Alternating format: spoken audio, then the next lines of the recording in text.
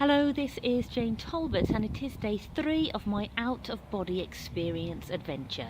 And I have to say, I am really enjoying this kind of adventuring. It involves a lot of lying down with your eyes closed.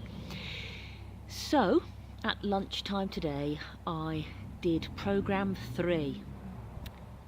It was a half-an-hour episode and it involved learning 2 techniques.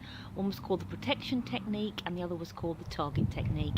So first of all, he got us to imagine ourselves floating out of our body, seeing our bodies beneath us, and then feeling our external body, our non-physical body, relaxing on a cloud, and then the cloud gently rocking and our bodies becoming increasingly relaxed.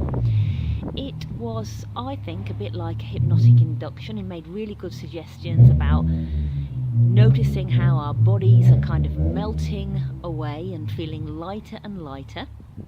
And then he invited us to surround our astral body, our non-physical body, in a white, protective, healing light.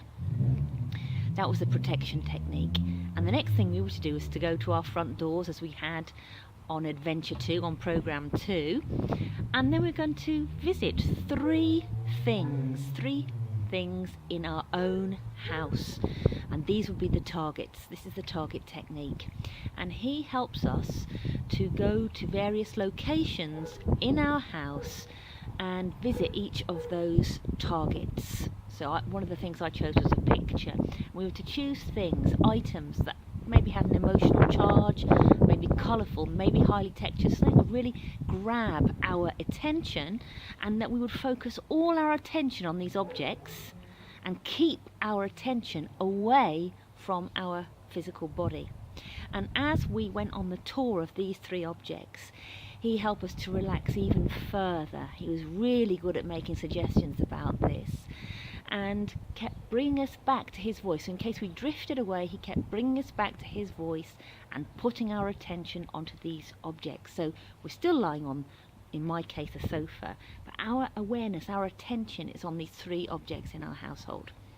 Everything went really well for object 1, brilliant for object 2, and then something really weird, oh gosh, and I've got goosebumps now, happened on the way, on the float to item 3, target 3. All of a sudden I had this real movement, sense of movement, electrical movement in my body, and the hairs were up on the back of my neck as they are now, and all of a sudden it was like I was whooshing over fields. I could see grass about this close up, but it wasn't the way it normally looks. It was kind of surreal, super real, bright green, bright yellow, and like moving in the wind, and I could feel the wind on my cheeks.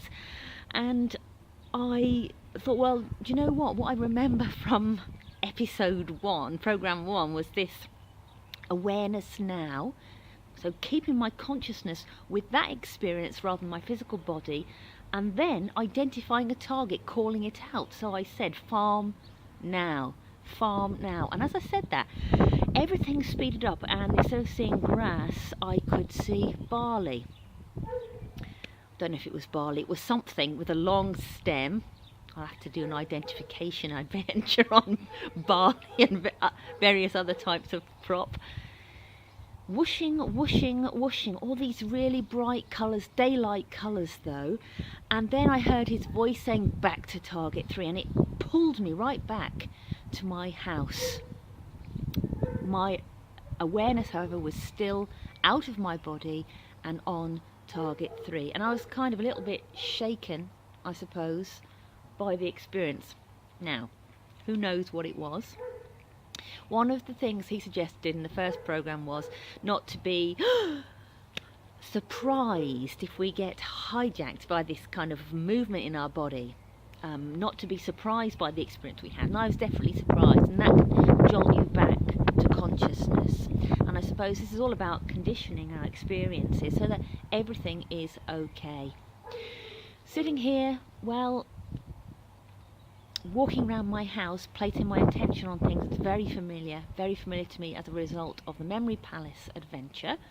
But what happened, that spontaneous kind of whooshing out towards, I don't know where I was going originally, but then pulling myself out to the farm, and the farm is about 8 miles away from here.